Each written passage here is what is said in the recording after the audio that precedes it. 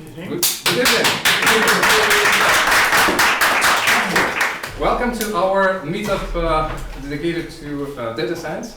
Today we have a distinguished guest, one and the only Stacey Müller. From the company nobody knows, it's called JetBrains, yeah? Those people who don't know JetBrains, raise hands. It'll go away. Okay, amazing. So let me tell you about what we will do today. So this is a conversation night.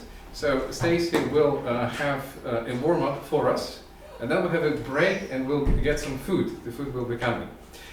The exciting part is after the food we will have 3 chairs here, and then we'll have a conversation, discussion, debate about data science, artificial intelligence, and real stupidity in the real field. So how to do this thing for real. So all the questions you wanted to have and were afraid to ask them here and now.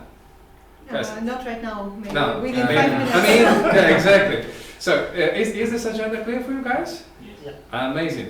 Andreas, Yes. now with this one, we are recording this meetup, guys, because we want to post the results of it on YouTube. So you see where the cameras are heading, right?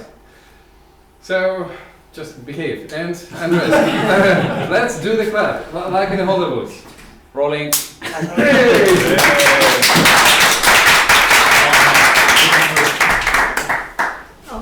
Okay, I think it's time to start.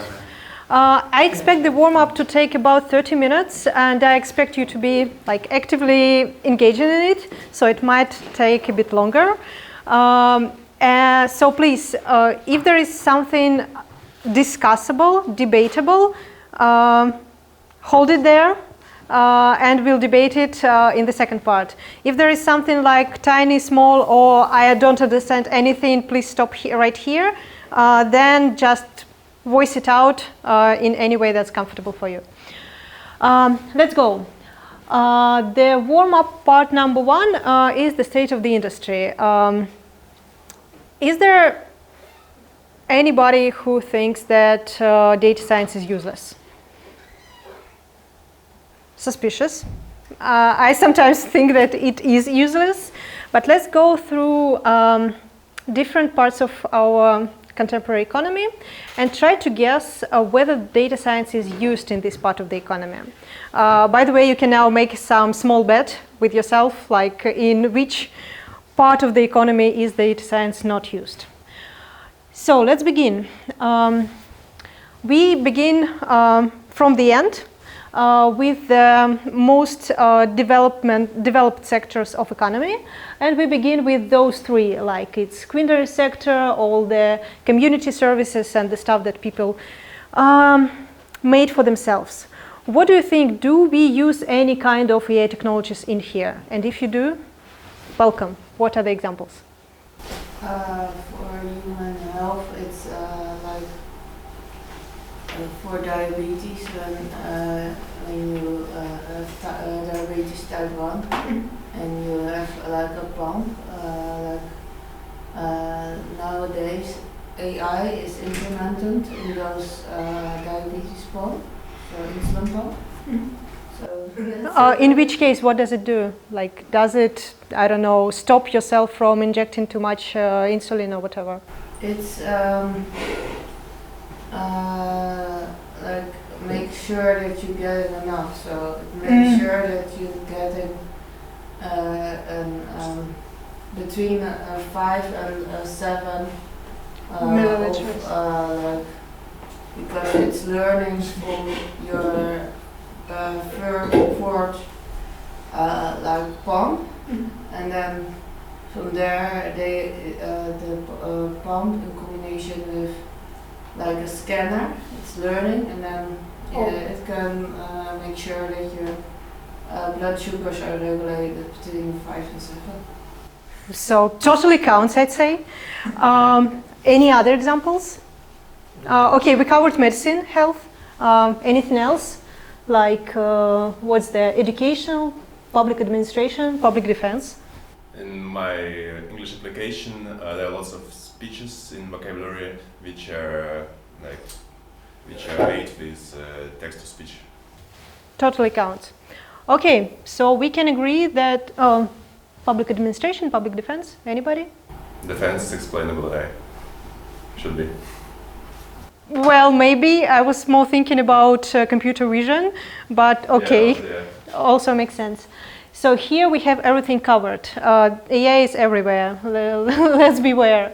Going a little bit back, if we have information sector, then it's going to be too easy. Name a couple of examples of machine learning application in those areas. No one has used it. Smart lights. Smart lights, I wouldn't say they have a lot of data science in it. Like, they just work through the schedule. What's so smart? Like real AI, which is trained on some user data and behaves based on those training. Recommendations on keyboard. Recommendations in? On keyboard. On keyboards? Yeah. Yeah. Suggestions. Yeah, suggestions. Makes sense, yeah, in the information and communication services. Financial AI, anybody? It's OpenAI, definitely. Yes. They use it when AI, when they are wanting to make like the financial people want to make decisions on if they want to invest in stuff or not. Yeah, they do use it. Yeah. Mm-hmm. I was also thinking about fraud detection when you use a lot of very unclear features to decide that this particular transaction is fraud or not, but this also counts and it's even more helpful, I'd say. And scientific and teaching activities, okay, we kind of covered.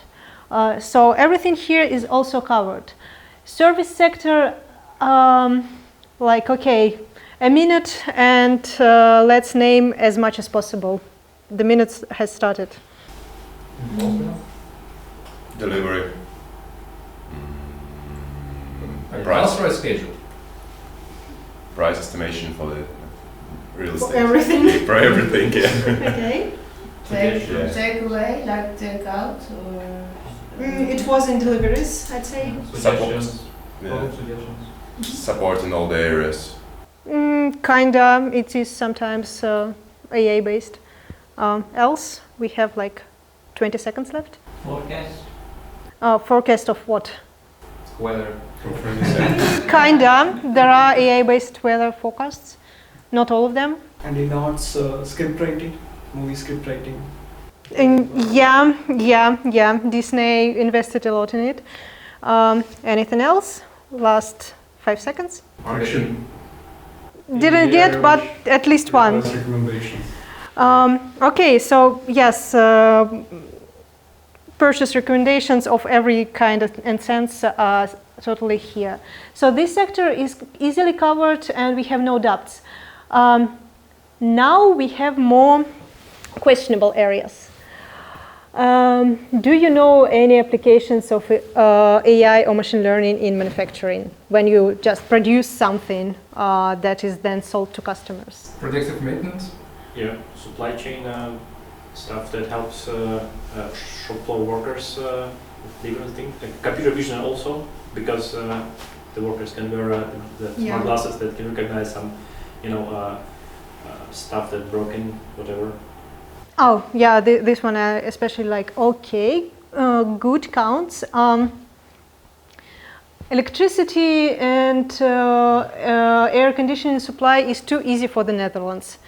Every second meetup that I am here for is like, hey, we are using AI to redistribute energy. We are using AI to predict gas prices and to set those gas prices and to those electricity prices too.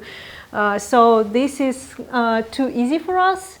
That's interesting. Water supply. What can you do with AI in the water supply sector? Probably check the quality. Water quality monitoring, water quality prediction, also predictive maintenance, and all those stuff. flood management with the topographic data where the water can go. Yeah, I'd also save it a little bit for later for the primary economics and yeah, construction. I've never heard that AI have been used in construction. Really? I heard, and you also heard, but you don't understand this. Yeah, maybe. 3D printing? Maybe design of the... 3D printing is a technology, like you don't use trained models. Yeah, it's like some special surfaces, like there's some specific forms which are generated by generic algorithms, for example. Boeing uses this. All right, really, with specifically trained models. Yeah, they have. I've heard that there was kind of. We have a team of engineers which, with generic AI, have created some new panel for our plane, which is 30% lighter than previous, and this is just a panel. Oh yeah. But it's kind of very weird. I heard more about this, and that's about material design in general, when you need to invent some new materials. But what I was also keeping in mind is that if you have construction, you have designs, all those schemes, like what should be built. And when you are developing those schemes, you use a lot of machine learning when you don't even understand it, because all those tools, what was it? I know AutoCAD. AutoCAD uses AI to help you design. Wow. So solved nice and easily. And yeah, primary sector, agriculture, mining, quarrying. Agriculture is when you try to grow something. Mining is when you try to extract something from under the ground. Any ideas? I know about mining that is kind of underground. It's kind of very complicated system of the layers. So miners have to predict where they have to mine, where they have to stop. So it's definitely used. Totally. And your? When in the Netherlands they use it in agriculture to forecast to predict the weather, so that they can know if they need to keep When they need to add more. cost. I don't know the English word. It's alert in the greenhouses. They, if they need to keep the windows open, or need to close it, or need to put extra light in it, or To control the environment. Also, they can predict to the maintain the shelf life temperature. of They the use product. AI to. Oh wow! Why? What for? Then, I understand that you can, but what for?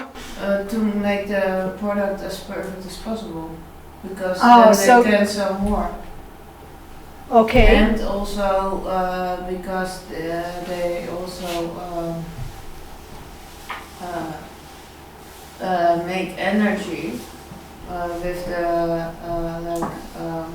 Solar panels Yeah. on the greenhouses. So, yeah, yeah. I remember. and so they know if they can make enough, or that they cannot make enough. Yes, and then they are gonna buy a little bit more.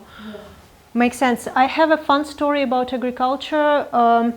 The data science discipline itself, statistics itself, was started in the agriculture. The very first point when people decided to shape the idea of statistics is that they tried to grow some crops, I don't remember which ones, and they wanted to understand how do different aspects of the environment influence that. And here the statistics were born in beginning of 20th century, or maybe the end of the 19th, I'm not sure. Okay, and for the mining, yes, we have all those drills that are actually powered by AI, because it's hard to, it's much cheaper to use them with AI than with people. By the way, I hope that we will share the slides, because in the speaker notes for the slides, for all those slides, there are examples of applications, a link to meetup links where people from the industry, where possible, of course, were telling about, hey, I am working here, and here is how we apply this particular technology to our service. I found it very exciting to compile those links, and I hope that you'll share my excitement. So, 15 minutes. Yeah, of course, everything is covered. So the result is kind of machine learning is everywhere. And we are 16 minutes into the talk. We have plenty of time to do the second part of our warm-up. That might be a little bit more interesting for you. It's actually how to do, how to build AI, or how to bring AI into your particular product. Here, I expect that I'm talking more with the developers. Raise your hand if you don't agree. Okay, kind of good. So I'm not diving into what is the machine learning, how is it built, and whatsoever. I'm stopping myself at the point where I talk about requirements. So we will have 3 examples of how can the machine learning be built into your product. The first, and those 3 examples are into different stages of user in the product. So first you acquire user, we will check the example about A/B testing of landing pages. Then we need to make those users happy once we already acquired them. And the second example is about how to understand what features of your product are really valuable and useful for your clients. And the third example is how to make sure that people don't lose your product, don't get out. So we will try to do some churn prediction. Very controversial topic. I'll touch upon it a bit later.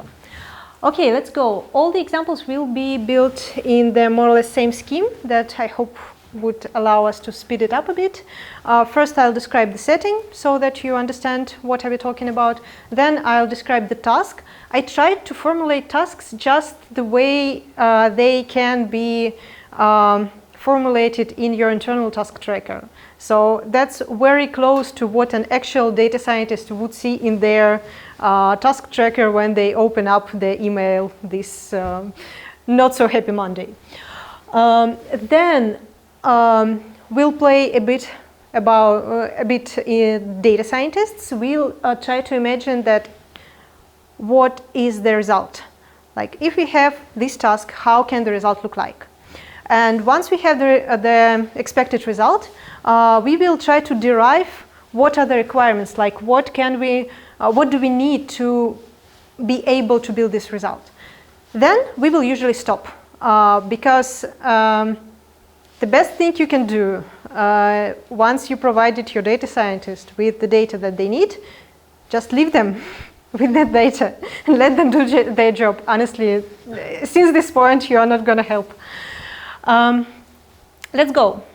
The first example is about A/B testing. Just let me adjust this a bit because I cannot see the slide.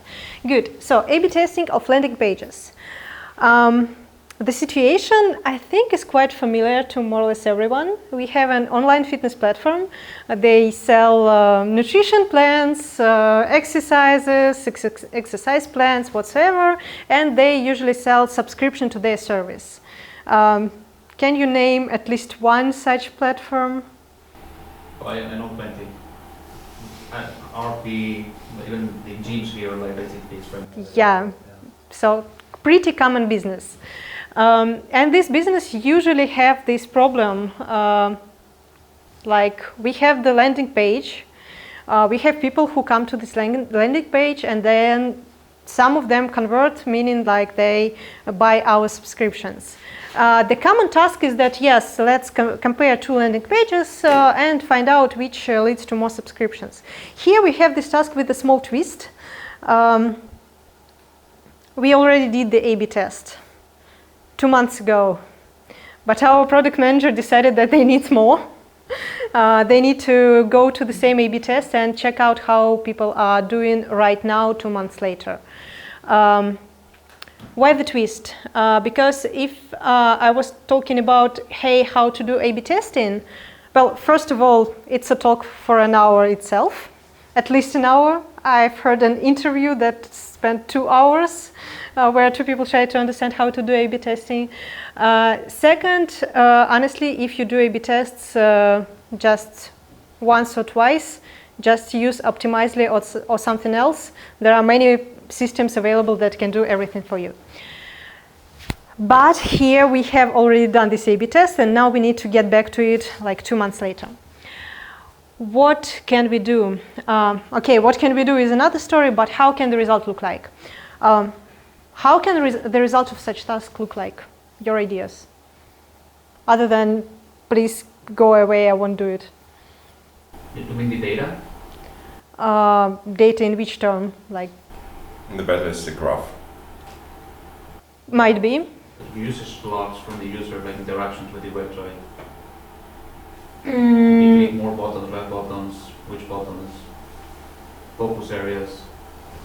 Might be. However, you are talking about deep analytics in terms like, yes, we look at this stuff, we looked at those people, and here we found some big difference, some differences in their behavior. Actually, the task says analyze the retention rate. By the way, Just retention rate per between A and B, like difference between retention, like percentage-wise. yeah. What is retention? The closest answer, actually, it can look like this. This is the stuff that I took from, not from our internal A/B testing system. Our lawyers would have had me killed. But, well, I looked at how do we present A/B tests and took similar approach, let's say. So, yeah, a result can look like this. We have metric values for both groups and maybe some data science magic that explains some differences and says whether those differences are significant or not. The next question, if we want to have data like this, the result like this, how can the data look like? Like, what would we need? Activity logs from the customers registered on the platform, because we are talking about already acquired users, right? So they're registered by default and they started some subscriptions. So we need activity logs by, for example, unsubscribing, for example. Totally. If we need to measure retention, then yes, we need to measure activity. Yeah. How many users from out of subscribed ones unsubscribed within this period of time? Okay, activity logs. Anything else? I think history of those users, because kind of users might be different, so it's kind of good to filter kind of the ones who for some reason just checked, or maybe they have never bought a subscription but they get to this page and they guess, okay, we're not buying it anymore. Yeah, essentially we would need logs for what have happened to that page within that A/B experiment. Yeah. Okay, how can, yeah. Do we need all of that, or do we just need to know if those customers are still clients today? Your data scientist ultimately would need to know whether those customers are still clients. So that's only we need to, are they still paying or not? We don't need to have access to their history or anything like that. We just need, are they still Not those exactly. who signed up? Are they still customers? That's the only data we need. Not exactly, because it depends on what do you consider retention. And that's actually part of the work of the data scientist, to find out what the hell the requester meant and what do they mean by retention and how would we calculate this retention. Sometimes you can say that yes, the only thing I'm interested in is whether they are paying or not, but sometimes you are more interested in whether they are actually doing something on your platform. And these are two very different metrics, and very different decisions can be taken based on those metrics. So, yeah, theoretically, your data scientists needs not so much. They just need the table with user ID, whether the group was assigned or not, and whether it was active or not. But please, please, please, don't do this for them. Yeah, a little bit of decoding the stuff that we have just went through. Since we need the retention rate, we need user activity data. Since we had an old A/B test, we need to have all those old A/B test data. The stuff that I would be happy to work with looks like this. Why so?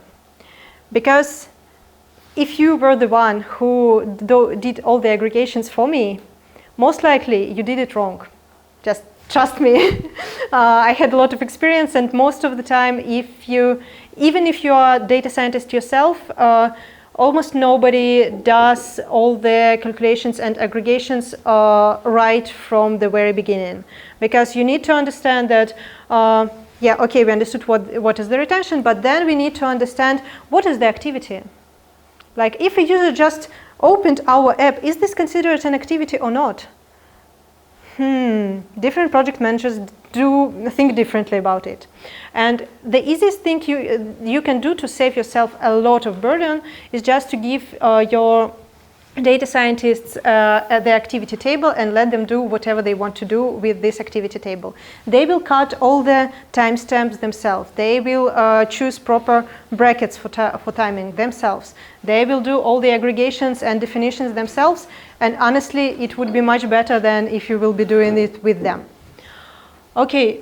Oh, wow, very important reminders. For those who speak Russian, it's I need to get out the afval, the waste bin. The most important reminder of today. Okay. Then another part, if we are talking about landing page, again, please give us actions. Please give us activity data, clickstream, whatever. Don't do aggregates for us, because most likely you will do it wrong and we will spend a lot of time trying to understand what was done wrong. Or even worse, nobody will understand that something went wrong. We will just make an incorrect decision. So I have a very strong opinion that all the aggregations are not the responsibility of software developers, and it shouldn't be, because there is a lot of hands-on science in it, and well, just don't bother yourself with it. Alex, do we need anything? Oh, okay. A small question. So apart from raw data, I suppose data scientist also needs input from developer as a kind of a schema for this raw data. So for example, event action, data scientist needs to know what other kinds of events. And what kind of events are possible, what is meant by every event. Ideally, you have the option to use the product yourself and check out which logs are written. So that's kind of the easiest way to understand what's going on. By just observing. Yeah, by just observing and making sure that this thing, that when I click the button that I want to click, this thing is being written. Not the thing that they told me that will be written, but this actual thing. Yes, schema is also nice to have, and it's really good if you have it. It's even better if you also have the live app that you can use and check out the logs. Yeah, you're completely right.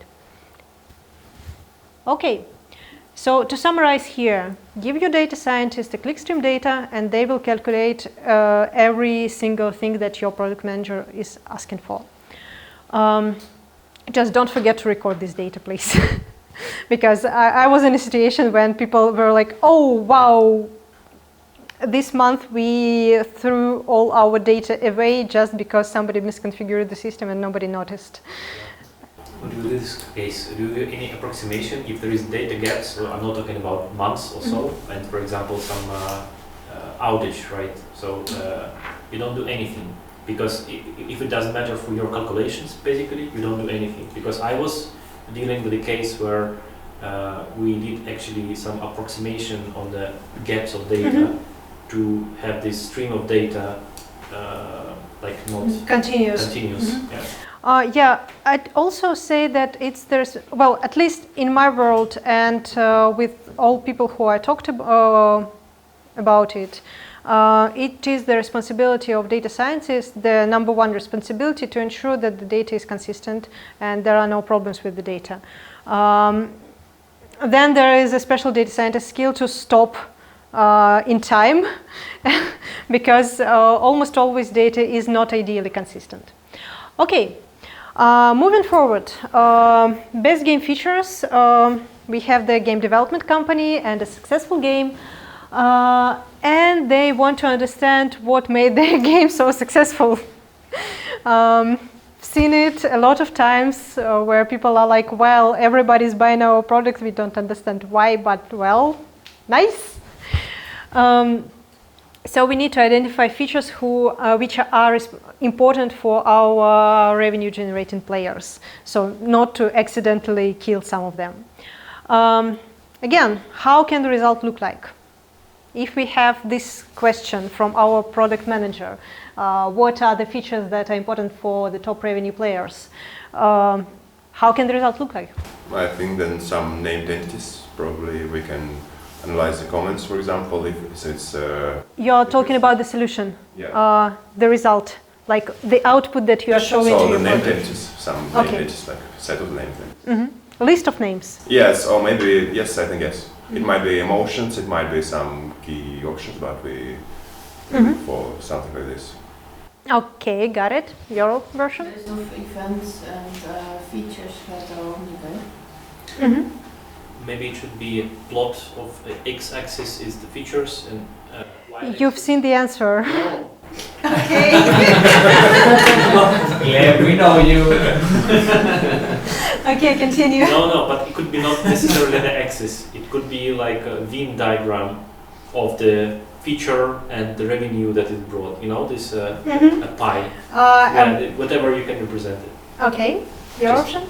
Maybe the list of the features and the time which users spend with each feature, so it gives a good overview what actually Yeah, if they're you pay paying for time for game, at least it can be the Yeah, so we're talking about that. Yeah, the point is there is no single right answer, of course, and almost all points that I've heard now are valid. And again, one more skill of data scientist is, give me a moment, operationalization. Yes, I trained for this word really. That's the skill of converting the business question like this into numbers. And it's the thing of art. Like, I don't know, maybe 10 years ago when I was studying computer science, it was said that object scheme in the object-oriented programming is a work of art. And every programmer does it differently. So operationalization of the business question is the work of art for data scientists. So what I offer you here right now is one of the ways that one of my colleagues have done. Here we have the list of features that you have extracted from your product manager, maybe using some unconventional methods, but the list of features is very valuable. And you have the value of some metrics, a metric that defines importance. You suggested the time spent in the feature, with the feature. I suggest the percent of players who interacted with this feature. Also nice, but with a little bit different perspective. And yeah, how would the actual result look like? It can be something like this. We have feature groups color-coded, and we have the percentage of players for every feature. On top we have top revenue generating players. In the bottom we have like everybody. And the list is sorted by the difference. So which feature is more important specifically for those revenue generators. Looks nice. Actually, it doesn't involve any magic, any model training or whatsoever. It's just numbers that you can calculate from clickstream. Yeah, I think so. Oh, I spoiled.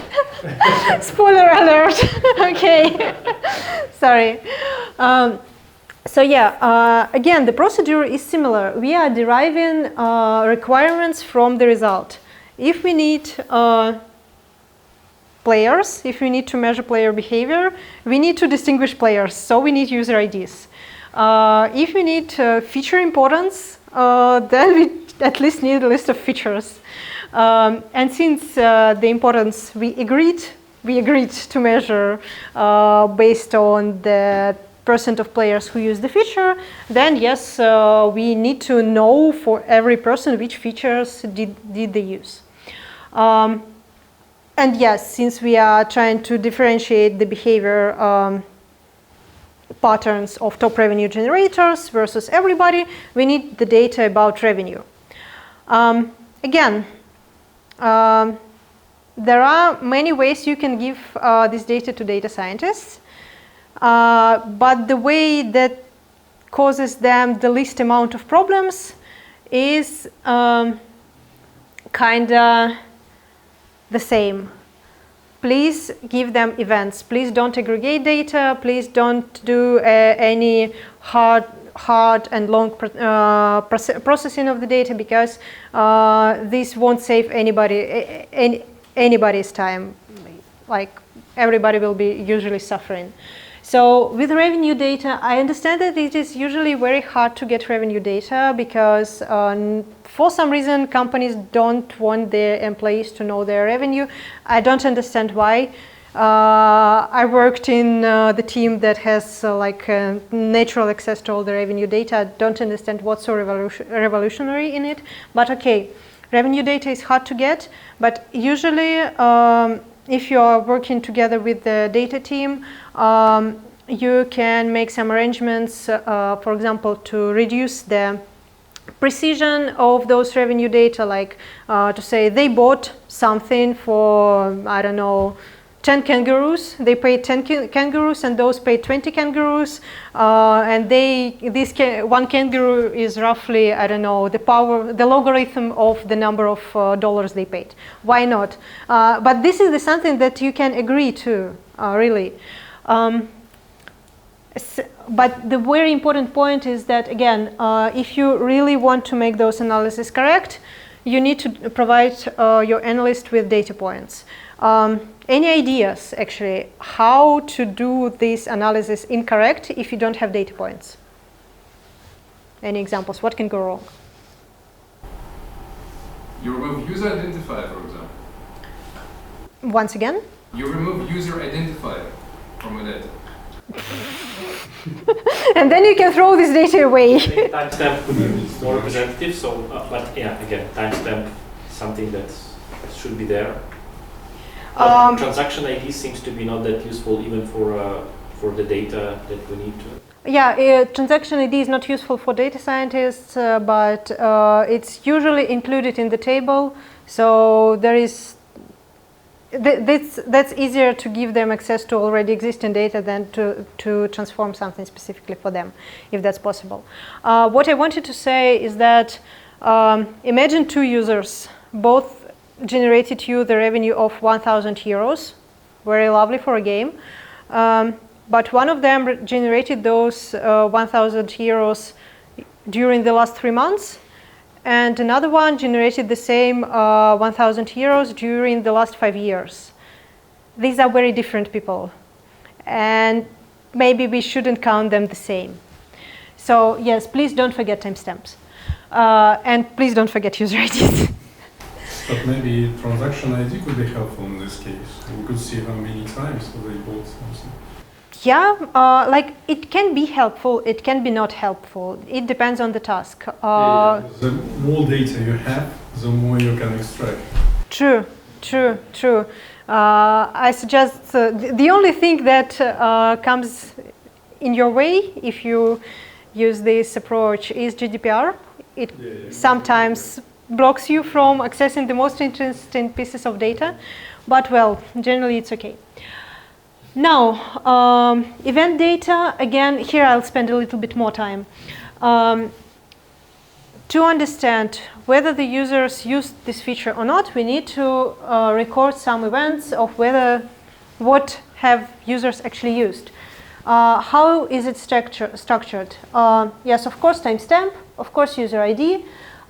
Sometimes session ID, it depends on your product. If you will need the session IDs, most likely you will understand it very quickly. Then you have event group, which is kind of category of events. In terms of Google Analytics, it is also named category, yeah. And then you have specific action, event name. So usually it's like we have gameplay events as a group and specific gameplay event achievement unlocked. Make sense? Makes sense. Yeah, and I recommend you to have some properties that are more or less easy to change, and sometimes you will also need versioning, but the general scheme of more or less every clickstream data is the following. You have timestamps, users, and usually at least 2, sometimes more, fields about the event properties. As for the design of the scheme, that's like apart from this, the design of the scheme and which particular database would you use, that's up to you. You are developers, you know better. Timestamps, I talked too much about them. User IDs. Ideally, if your business allows, please reuse user IDs. Please make sure that I can match the person who, I don't know, visited my landing page with the person who opened my app, because this is the same person and I need to understand their actions on every platform. I understand that it might sometimes be hard to reuse user IDs on payment data, but sometimes it's still possible, and please question yourself if that is possible. You will do yourself a good service. Yeah. You triggered me. That was the plan. With the question that reuse users' data, we're talking about real humans. And the moment we talk about real human data, 4 letters come into mind, and this is GDPR. Yeah. How does that come into play here? Because if I look at this, anything which is related to identifiable individual must go by a data protection officer. Of course. So how do you deal with that? The very first thing that you should think about is anonymity of your stats. Usually, this clickstream is completely anonymous, meaning that, yes, of course, you have user IDs. You have them to distinguish people one from another. But in most cases, you don't know even your own user ID, because the system is designed in a way that it's like nearly impossible. Therefore, none of GDPR limitations apply to this data. As for revenue data, that's worse, because usually you have your revenue data linked to like particular people with names. That's why I say that, yes, sometimes it's pretty hard to reuse user IDs with the revenue data, but there are options. We can talk about them a bit later in the discussion section. Yeah, before we continue, there is another interesting thing. It comes from, not from the GDPR, from, let's say, from the unions. Sometimes big organizations, if we talk about, let's say, business processes, they say, we want to have data aggregated to represent departments of at least 100 individuals to make sure, for sure it's anonymized. How would you deal with that? Well, I remember similar limitations applying to target marketing. And yeah, the easiest way is to say that, well, we check your request for data, and if it returns less than 1,000 different user IDs, then we just don't return it to you. Nice way, always works. However, my personal advice would be just to avoid this kind of organization, because you don't want to mess with it. Yeah, if you don't, if you can't avoid it, well, I'm sorry for you. Yeah, we can brainstorm a bit about it, but generally, yes, either please avoid such tasks, or maybe do something to prevent it in the most simple way possible. Okay, going forward, we have the third and the last example, and then we will have a break. Okay, so be prepared, the break is coming. Yeah, churn prediction, we have telecom. Telecom has a lot of customers. Some of them decide to end their contracts. Oh my God. What does the telecom do at this point? They ask data scientists to predict which customers are going to churn, which customers are going to end their contracts. The controversial point here is that churn itself is usually useless. Like churn prediction is, well, I predict that this particular person is going to terminate their contract. Nice. What can you do about it? No, this is bad. Well, this is bad, I'm sorry. Yeah, but how to Propose a distinguish different for which plan, reason? which is more economically beneficial for him, like play in advance. Let's Yeah. say, do not wait until he will decide to terminate contract. And if you do something like that, meaning if you say, okay, I have now churn prediction for people who are predicted to be churned, I'll offer some promo.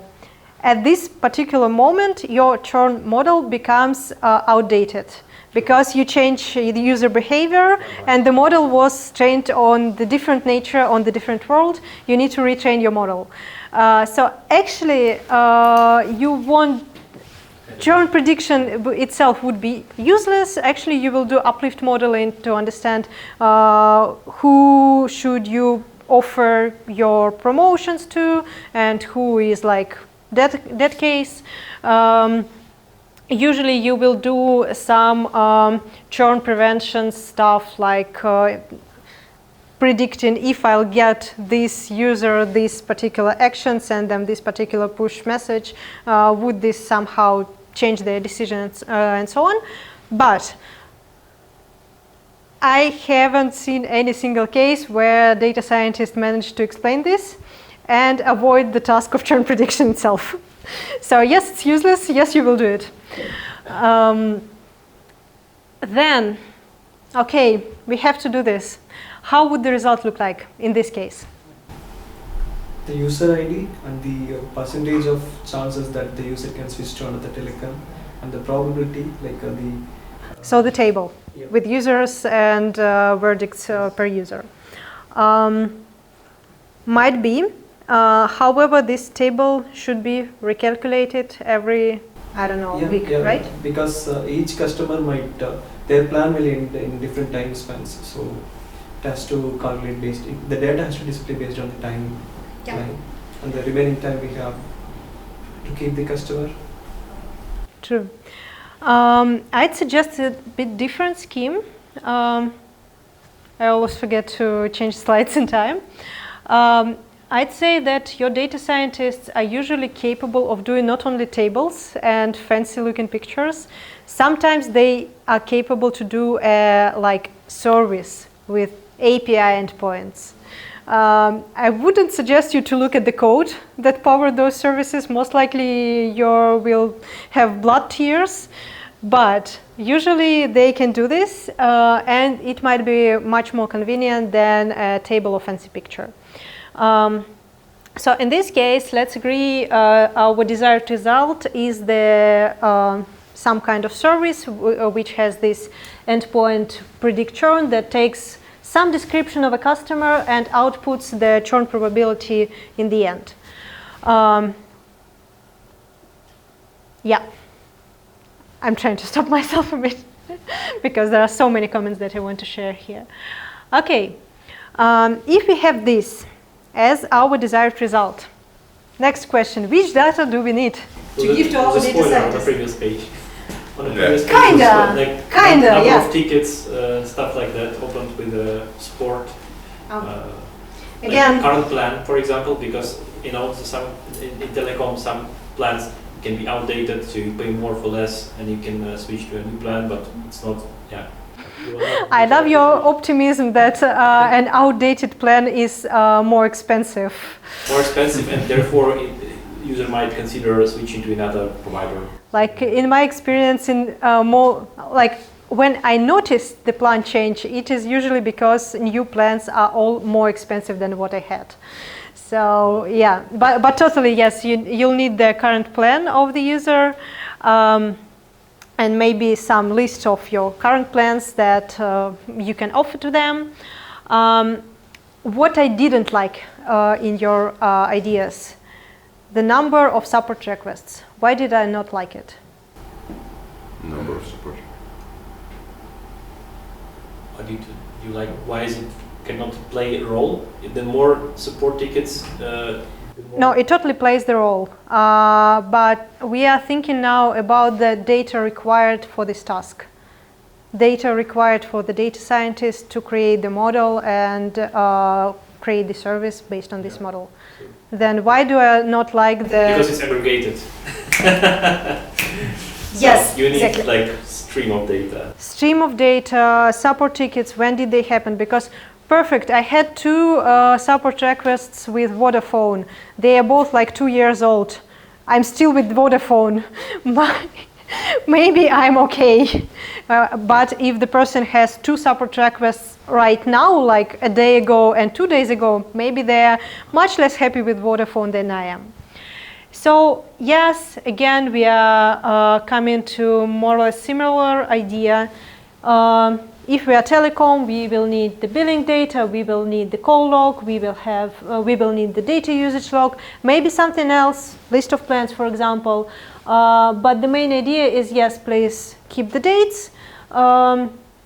And if possible, do not over-process the data, because honestly, data scientists are capable of processing the data themselves.